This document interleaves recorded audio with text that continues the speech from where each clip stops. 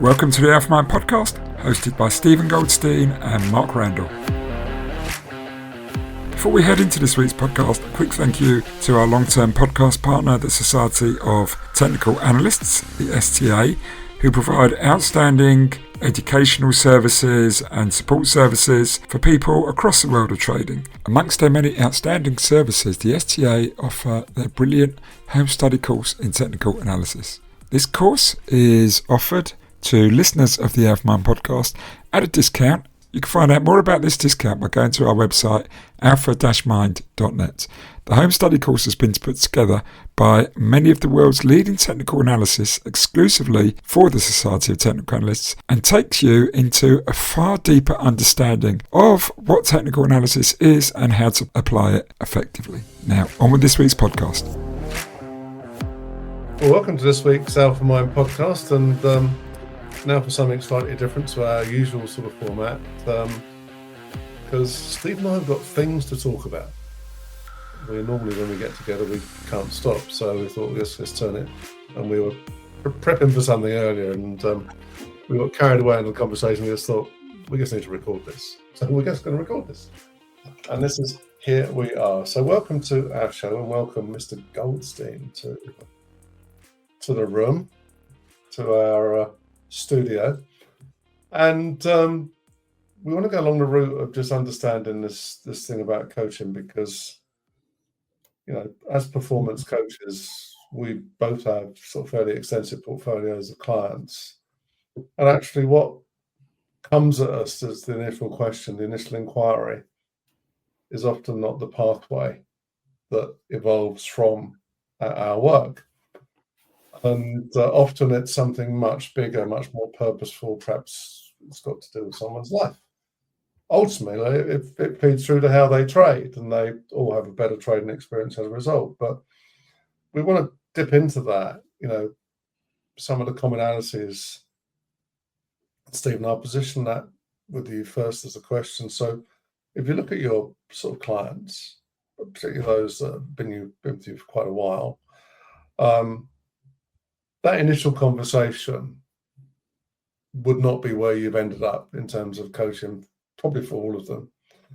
Was there a common sort of ask when they came through to you? Well, I would say that the common ask is that everyone who comes to coaching comes because they want to improve in some way. That's the general, if you go to a golf coach, you go to a golf coach because you want to improve. I want to make more money in this case. I want to make more money, or I want to improve my game. Whether you're an amateur, a pro, or just a player who's quite competitive, you go, okay, I keep reaching these ceilings, and I know I can get through. I know there's more potential, but I've reached the limit of trying to do it myself, and maybe you can help me. What's your method? What's your approach? What are you trying to achieve? Yeah.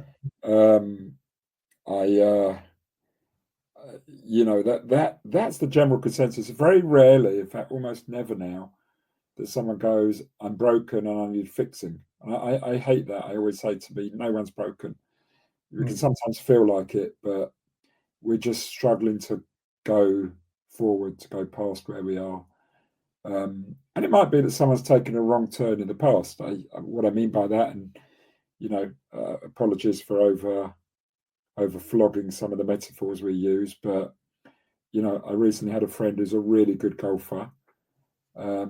He had got down to about, I think, a four handicap, and he'd been there for years and he just couldn't get past it or further.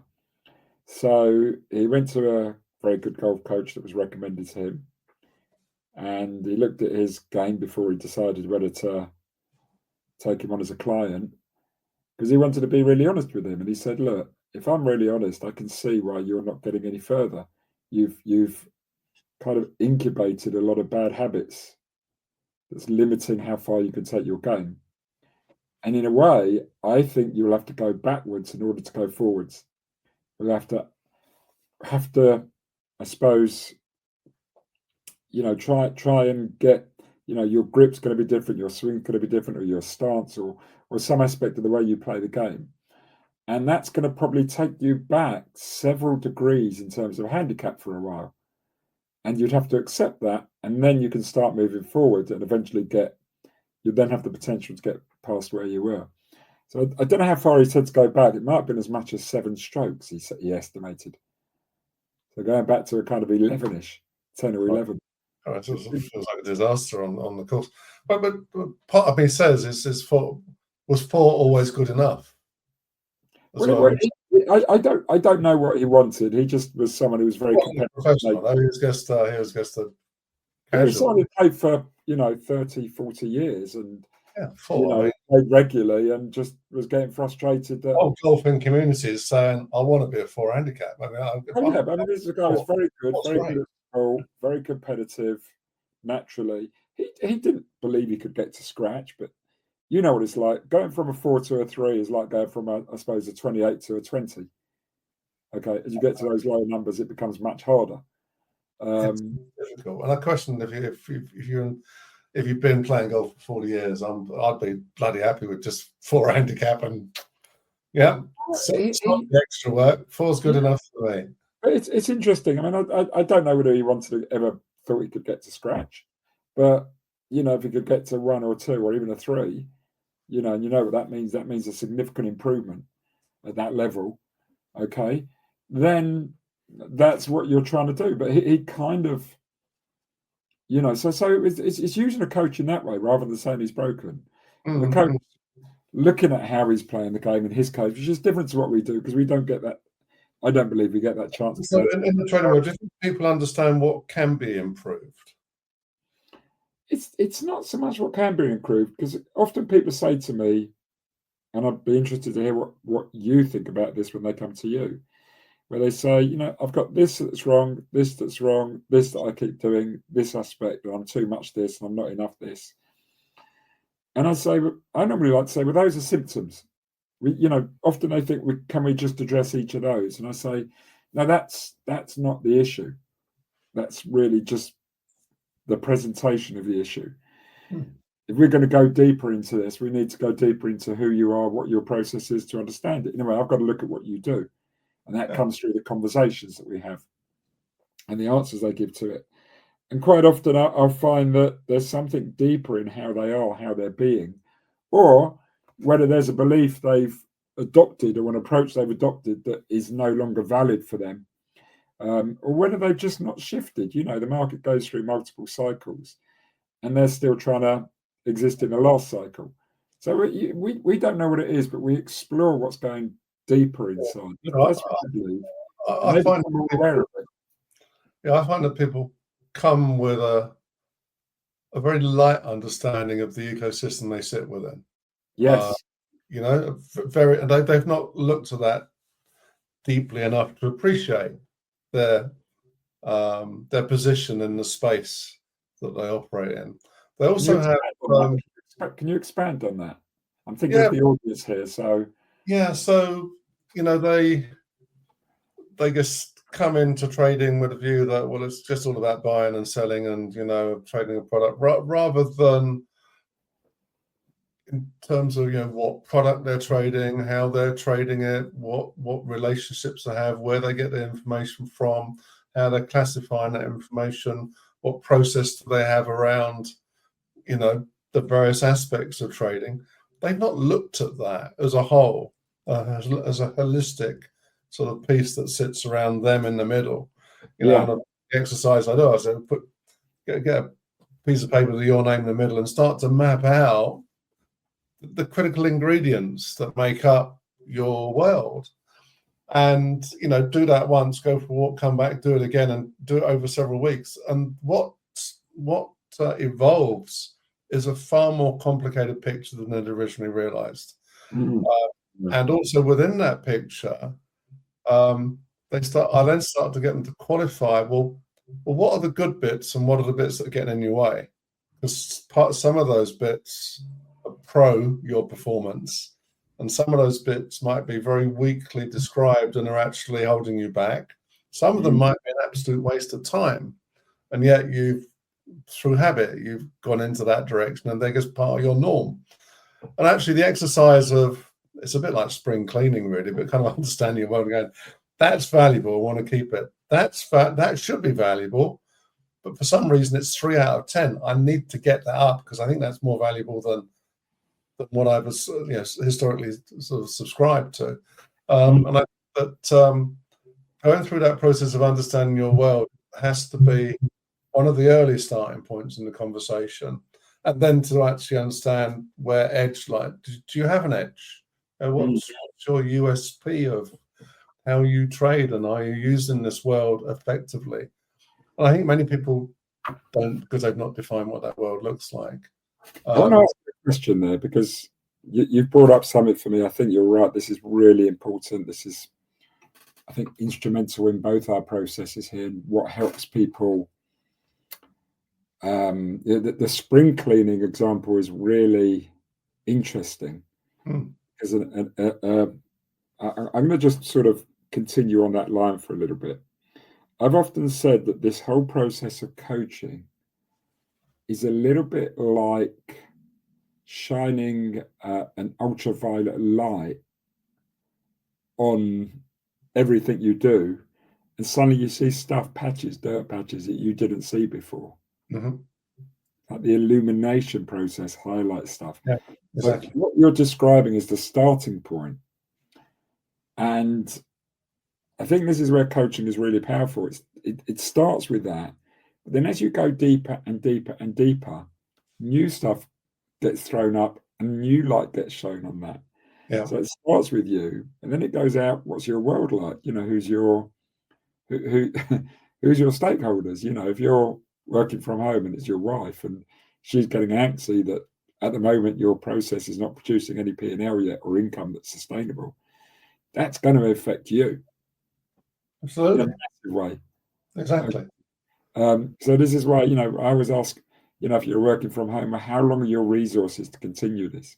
How much have you factored in the insecurity of markets, the uncertainty, the long patches sometimes of subpar performance, the fact that in order to make money, you need to sometimes risk something that could lose you some money. If you've got some discomfort around that, particularly around the amount of money you've got available, then you've always got in your mind this negative baggage that I might run out. And thus, you're going to be super cautious. Yeah. Because super cautious is not going to make you execute particularly well. And I think could keep you in a bit of a negative spiral loop, as we call it. It just keeps you doubting your capability, worried about the future. You're dwelling on the stuff that you could have done and should have done in the past. Of course, that's then brought to the present moment. So you're kind of in a bit of a mess. But I think that's very, very common. I think that's where people come into the business ill thought out, without the sort of funds to tolerate the swings that you're undoubtedly going to get. And so part of coaching is sort of recognizing where that person is at the beginning of the process. There have been some clients where you just think, you haven't got enough money to do this. You will lose that money in a month. There was one particular client I had that was getting some sort of windfall and wanted to put the whole windfall into trading. I said, you're bonkers. Yeah. Take 10% of it and play with that, but don't put the whole lot in. So I guarantee in 1 month that will be gone. Well, they might as well go down to Vegas and just sort of splash red or black. The odds are better. Yeah. The odds are better. I think there's I don't know, because of just how some of these adverts have turned up on YouTube, where it's kind of like an instant printing money machine to get into trading. Of course, I suppose crypto has not really helped that. Just go long and you'll be a superstar. I think there's a lack of appreciation. Definitely true. Lack of appreciation and just the risks. To some extent, that shows through in some of the clients that perhaps are thinking that there's a secret source they need to access rather than them putting effort in themselves. And so they come to us to find that secret source. That's interesting, because that's a bit where we throw it back at you. Exactly. Go, you are the secret source. Yeah, what are you doing about it? Or you're not going to find it. The system gets you. Your system gets you the chance to make money, but it's up to you now that enables that or disenables that. Yeah, and I think there is this. I don't think people have. Okay, so I'm talking about the new people in, but I'm conscious that the audience we have, there's a lot of people that are starting trading that they've started with that I want to make money as the sort of the personal statement, rather than I'm entering something that I need to realize I'm going to lose money, and I need to be okay with that. Because if you're not okay with losing money, then trading perhaps is not the game for you. I would actually say, yeah, they're phrasing their entry into it incorrectly. Yeah. So often they go, I think like you say, most people, and if I was perhaps 25 and starting out now and doing it, I'd probably do the same. In fact, I probably did do the same all those years ago. But I would be going, okay, I hear a lot of people make a lot of money. This looks really interesting. I want to do that. Therefore, I can make a lot of money. And I'm smart. Therefore, I should be able to make a lot of money. No one doesn't think they're smart. So, we go in with that that kind of overconfidence, that lack of understanding, massive over optimism. We think if anyone can do it, then I should be able to do it. Well, of course, their mates might be saying them that they're trading, but they're not going to be telling you they're losing money.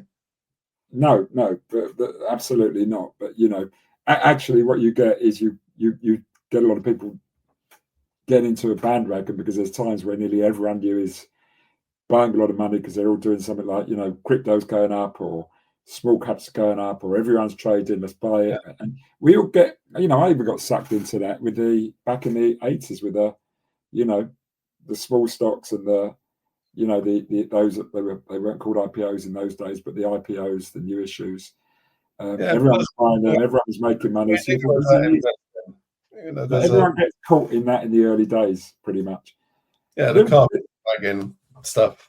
But it's a little bit. If you were again to compare it to sport, and this is where the analogy or other performance activities, you would never go, okay, I want to pick up a guitar and I'm going to be playing soon in a major band tour in the world, or I'm going to decide to take up tennis and pretty soon I'm going to be playing at Wimbledon or Roland Garros or wherever. But that's almost the comparison here. When the reality is no one does that in those things, but in trading they do for some reason.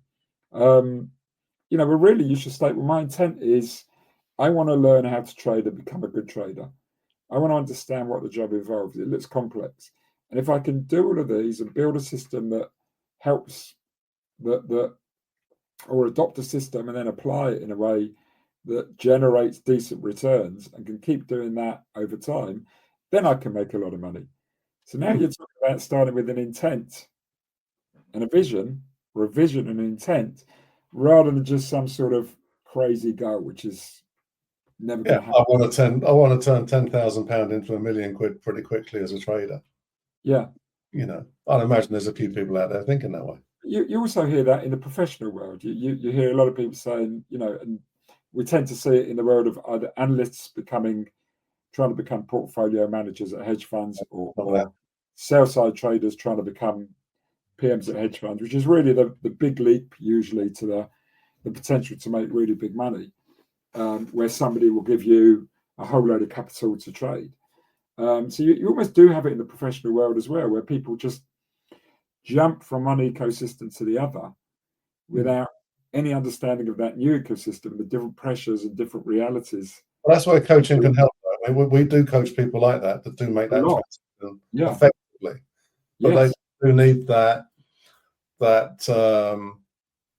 other ear that's listening to them and it's as complex as the starter ones we talk about who've never done it before. Oh, for sure. Yeah. It's such a big shift, and you're doing it under pressure, and you've got a very small window of time to make it work. You are being evaluated in real time in those firms. 100%. So, I'm thinking now, why are we having this chat? Why are people thinking, why are we having this chat if they're listening? I think in a way we often talk about the coaching work we do, but we don't really explain what it is and what the benefit is and how it can change people's lives, businesses, Sure. success rates. We do a lot of work in businesses and with teams. You can help teams become much more dynamic. Teams are often very unproductive in this industry. They work dysfunctionally because no one's ever really focused on how do we get a team working better. And I think very few people, and as we look at what quasi competitors are doing, but we haven't got too many because of our experience. But what we understand from our work is that process, presence, purpose are the pillars for much of the direction of the early discussion anyway. And each three of those, through our experience, people haven't even considered those. Yeah. They're looking at the buying and the selling and the execution and the exit, and where's their stops and blah, blah, blah. But they're not looking at the human side, which is our focus as coaches, because if we can get that right, the execution stuff becomes a lot smarter. The origination of ideas becomes a lot smarter. The pace of thinking and the recovery has a plan that we look to inspire through our work. And that's where performance, I think, originates.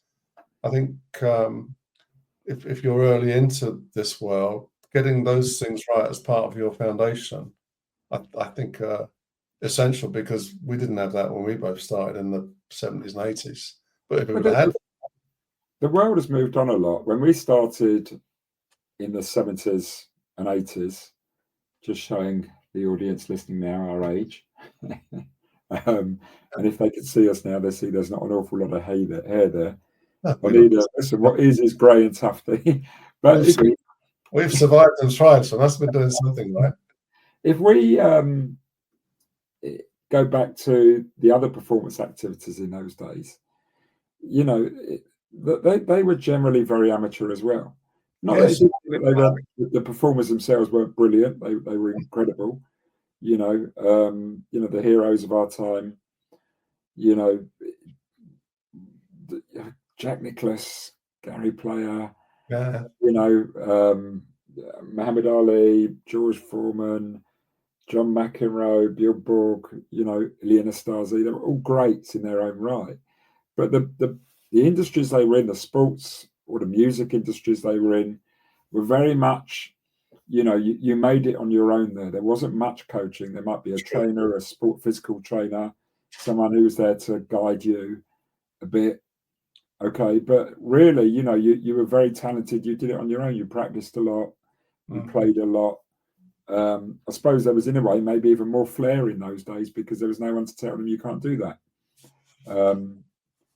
Well, yeah, that's an interesting point. I mean, you do wonder about the likes of Emma Raducanu that suddenly got a coach and it never worked again, apart from when she didn't have a proper coach. She won the US Open. She was fearless, and maybe, she now needs a coach because she's got all that talent. Yeah. And she's shown it at a very young age. But suddenly, she's like, okay, actually, I'm good at this. But I don't know. The coach could almost be a lifestyle coach. She's got so much came on her. Yeah. No exposure. Get them right. Hardly anyone had heard of her. Yeah. Okay. No media exposure. No sponsors pushing. No one. Everyone wants a piece of her now. Yeah. And I should imagine that's ripped her apart, and suddenly she's aware of. Absolutely. I'm prepared for that. That's our view looking from the outside in. It could be seen as a bit of a classic case that maybe the coaching has been about her ability, which would seem to be quite natural and capable, rather than the coaching around the bigger picture challenge of the amount of noise, the headlines, and the social pressures of being in, being worth so much so young. It's actually the case that happens in lots of industries, music, acting as well, where prodigies don't go on to become successful long term because they've had too much too young, in a way. Yeah, for sure. I mean, Hollywood is peppered with those young stars that had to find different ways of energizing themselves at a young age, suddenly becoming coke addicts and whatnot. And they don't have the mental faculties either for that, to cope with that, usually. No. So I think almost what we're saying is like what we said even before we started, that a lot of people come with a trading conversation, but the ongoing conversation is much, much bigger. It's more about life direction, life purpose. It's about understanding there's more than just sitting in front of a screen trading to solve as part of the process of you being a trader. If you want to do that, then fine, but don't forget about these other things. I remember we did a course recently, and someone said, "Well, so I need time to take my vacations." Well, the trouble is, if you have a mentality around having a vacation as your point of relax, you might only be doing that twice a year. Actually, you need to be looking at your free time and thinking, I need to use my free time smarter and recognize it as valuable time as part of the process of me managing me to do this tough job called trading. Because if you wait for your vacations, give you a clue, you're going to be knackered. But, I think so people forget about the value of spare time. Yeah. I think in a performance job, using your spare time productively to nurture your general performance, I think is very underestimated. Yeah. It's really interesting because I often call coaching more of a catalyst. We don't come with the answers, and often we don't. The people don't even know the problems that they're coming to a coach that they think they want help with. So they know there's a general problem. How can I fix that? It's kind of where they come from. Do you think they're being vulnerable enough? Do you think they come with any vulnerability, saying I'm awful at this, or that are honest about their capability? I think I wouldn't say they use that phrase, that phraseology, but they would come with a sense of, I could do a lot better, but it's just not happening. I know it's there. I don't know why I can't break past it. I don't know what I can do. Can you help me? Can you? And I say, look, I always say that there's no guarantees with coaching. This is ultimately it's up to you. I'm the catalyst, but it's up to you to do it. But we will look at what you do, how you do, the way you do it, and we will go on this journey together, and that'll give you the chance to transform, change. And that starts with awareness. It starts with you, like you said. Let's look at everything you do. Let's look at your situation as well as, the actual stuff that you're doing on the day. What's your context? How's your processes relating to how you are? How aligned are they? Let's just get this overall top-down view. Let's look in the situation. I do get some people who are almost panicking that they can't do it. Sure. Occasionally, and I have to try and do some work on easing the panic almost, because you can't, getting them to step back. Yeah, absolutely. Because you can never work on them. You can never get them to settle a little bit. No, and I have pushed back on people occasionally, saying, look, if you're really serious about wanting to change, wanting to adjust, wanting to grow, wanting to transform, you have to take a step back here. If you're going to carry on, and often it's then becomes a question of, why are you panicking? What is causing that? Like you say, they're burning through their money quickly, and they're getting pressure from someone. Maybe a family member, maybe a boss in the trading company. And as long as that pressure is pushing down on them, and they're allowing it to push down on them, then they're not able to sort of get the clarity of thinking that they can then start to re-engage with this process. We will return to this podcast shortly. Just a quick reminder about our podcast sponsor, the Society of Technical Analysts, a brilliant organisation which help traders and analysts from across the spectrum of markets. They have many fantastic programs, including the new Technical to Trading System program. Also, do check out their brilliant home study course, and AlphaMind listeners can get a discount on that. Just go to our website, alpha-mind.net, to find out more about that. You can find out more about the Society of Technical Analysts by going to their website, technicalanalysts.com. Now back to the podcast. Yeah, do you think enough people are honest enough, and I use the word vulnerable, to actually say, actually, I do need help, to actually reach out to coaches in the first place? This is one of the ironies, is that to do it, to be able to become good, you need to have that element. You need to be a little bit like that. You need to be someone who's willing to ask for help, willing to make yourself vulnerable, willing to put your hand up and say, look, I'm not doing well enough, I'm not good enough. That already takes a degree of self-awareness to do that. You've heard me mention this many times on the podcast, and I know I told you, I had coaching when I was a trader about 13 years into my career. And it was put to me by a new boss who was experimenting with the idea of bringing in a coach to where I worked. And, there were about 200 traders on the trading floor of where I was. And he felt, I don't know if he felt I needed it, or he definitely felt I'd be open to it because he knew what I was like. So he asked me to work with his coach. And, immediately I was horrified by the thought of it. I thought it was a because you were told. One, I was told. B, it was me sort of being, pointed at, like, are you not good enough? Yeah. You're not doing this on your own. I almost felt like it was a bit of humiliation, if I'm honest.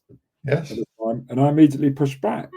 And I think that's why he came to me rather than anyone else, because he thought I'd probably be the last one to push back. But he came back to me again and we discussed it, and it kind of was put to me of, look, there's only upside to this, there's no downside, I promise you. And he sold it to me, and I went through a process a little bit like you're describing now of, just this coach sort of shining a bright ultraviolet light and me spring cleaning, and it was, it was a real journey into me, who I am. Probably was more, I would say, closer to psychotherapy than perhaps what we do as an approach, that particular one. Yeah. But it really challenged me to start thinking about what I do. Started me to thinking about who I was, how I approached it. A little bit like I always say to people, I'm only the agent of change, the catalyst here. I'm not the one who makes the change. That's up to you. Okay. That was kind of what was happening for me. It was up to me to take that away and do something with it. Not the coach themselves. They don't own the change. And I did, and it made a massive difference to my trading career. And that all catalyzed from that point. The awareness that. And you bothered to listen. I didn't bother to listen. I would say I bothered to reflect. Join in. And I bothered to look at myself. It triggered things in my brain, new connections that I'm like, okay, I'm going to do this. And I recognize I'm being like that. And that is, there were so many different little things that came from that process. Kind of a real awareness of, for the first time, me looking at me, not just looking at the screen and thinking the answer's out there, but looking back at who that person was doing that. Yeah. This is why I'm a really big fan of coaching, not because I am a coach now and I've been doing it for 15 years. I don't need to sell it to anyone, but I do feel that, and I feel this with me and you, Mark, and I'll say this openly to people, we're not big sellers. We don't like to push. Anyone who's listened to our podcast over the years will have noticed that we barely make a comment about that we have coaching services to sell. And that's because we don't like pushing things onto people. We like to keep it, I suppose you could say, non-commercial as much as possible. But in a way, this podcast is about getting people to realize what coaching is and, thinking about how it can really help them and start changing them and being a really powerful tool that can have a significant difference.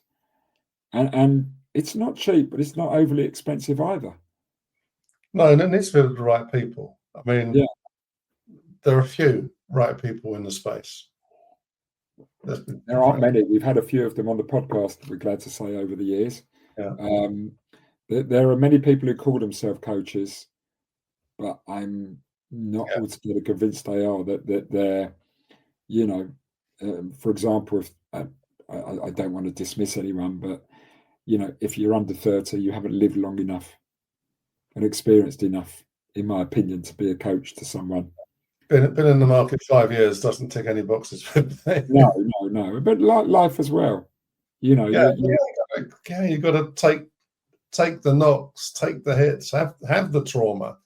And of course, over a career, you're going to get bits that are going to feel very traumatic if you're in the world of trading, and you'd have had to navigate your way through them and understand what those pressures feel like and how they impact your performance, to be able to have a performance type discussion with anybody, to be relevant to their discussion. I hope that you can do that with limited experience. But also, you need a toolbox. I mean, a coach who you go to can't just be someone who's traded and that's it. Really, the closest they are is a mentor, which might be useful. If someone says they'll do a bunch of psychometrics and that's it, then a bit of a red flag, because it's more than that. I've been on, coaching courses and still do go on coaching courses. You've done all your mindfulness training, and you've developed a practice based around that captures both your experience of trading, the work we've done together as well. 40 odd years of looking back at yourself, I should imagine, and working with other clients that's could have allowed it to evolve. Yeah, we've evolved our own styles. Yeah. That clients tell us, not we tell ourselves, but clients tell us are very effective, and we get invited back. That's that's value.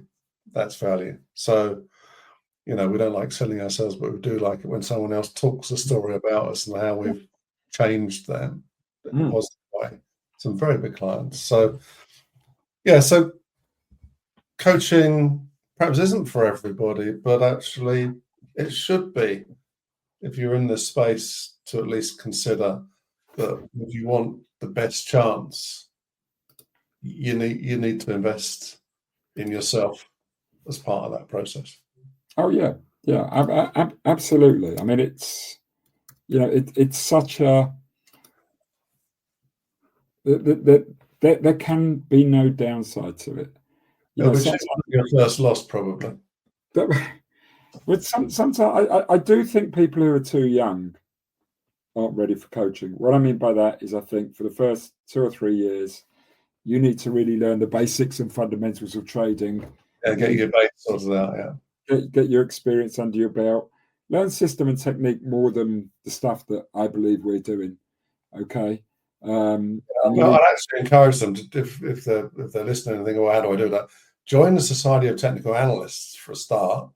Yeah. I mean, we'll give you access to professional noise and professional levels of learning, which is a massive educational piece, very reliable.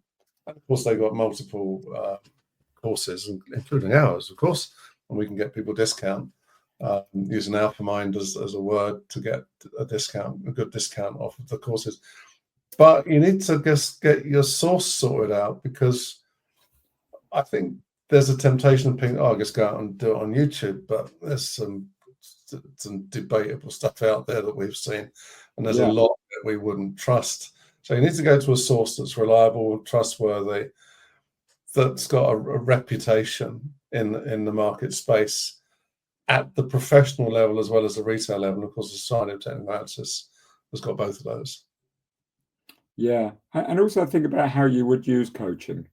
I do meet people that challenge me, and they say, well, listen, I'm a system trader, I can't see why I would possibly need it. Oh.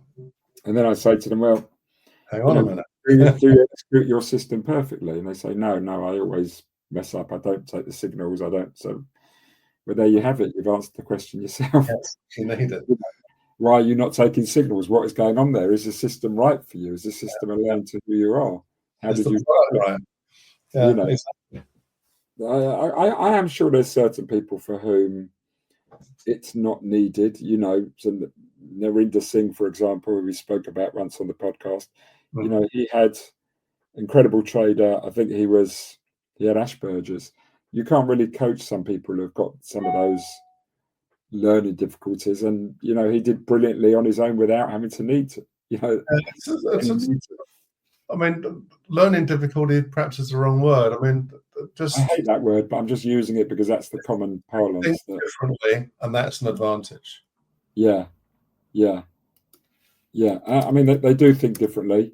They're often not open to that sort of. I know people who do coach people in different fields that have what are described as learning difficulties, and there's a particular set of challenges they face, and having a coach who's skilled at working with those sort of people is probably more important. Neurodivergent, I think, is the approach. Neurodiverse, yeah, that's the phrase, isn't it? Yeah, and that's true actually. That is a big, like I say, I hate learning difficulties. Unfortunately, the way we learn is set for us by people who think differently. So anyway, I don't want, we said we're going to do about half an hour. I think we've slightly gone over half an hour. Is there anything else you want to add? I don't think so. I think there'll be a part 2 and part 3, no doubt, as we go through the year. But I think it is it's a discussion. But it's our audience just listening in to a bit of banter with no real structure to it. But this banter was about coaching and about the advantages of it. I guess to some extent the philosophy of it and our own take on it. We're both slightly different. I mean, just Steve's got sort of a different backbone to me in terms of how he's built up his toolkit. We've both got different toolkits, but we're of similar experiences. But that yin yang between us makes us as a positioning piece for big businesses very powerful. So we're noted in the space. So yeah, if you're serious about it, reach out. If you're not, then carry on listening to podcasts. But we suspect that some of you will want to continue your development in some shape or form that makes sense to you. Yeah, and if you want to reach out, info@alpha-mind.net, or go straight to mark@alpha-mind.net, or feel free to contact me, steve@alpha-mind.net. But I think info is the one, probably would be the best one to go down. Yeah. That would get seen by, multiple eyes. The other ones can get missed sometimes. Anything else to add, really, Mark? No, listen, thanks for listening. We've gone off on one again, and I think we do get lots of comments through when we have our little tete-a-tetes, and we know that they're valuable because we try to make it all relevant. So we appreciate the audience being keen listeners. We know there's a lot of people that listen to this, and if you've got others that are looking to start their own journey, then do encourage them to listen to the AlphaMind podcast as well. Brilliant. Well, thank you again for listening, as I say to Mark, and do tune in. Do check our recent episodes. We had a fantastic interview with Peter Brandt, which was put out as 2 separate episodes. And of course, we have close to 150 past episodes with some amazing guests, and we have some amazing guests coming up in the future. So other than that, thank you very much for your time. Yeah, good luck, everyone. Thank you for joining us this week. We do hope you enjoyed the episode. If you want to know any more about AlphaMind and our services, please do check us out, alpha-mind.net. Thank you to our podcast sponsor, the Society of Technical Analysts, the STA. You can check them out at technicalanalysts.com. And as a reminder, listeners to this podcast can obtain a small discount on their brilliant home study course. You can find out more about that on our website, alpha-mind.net. We look forward to you joining us for future episodes, or do feel free to check out our past back catalogue of episodes on the AlphaMindPodcast.com. Have a good week.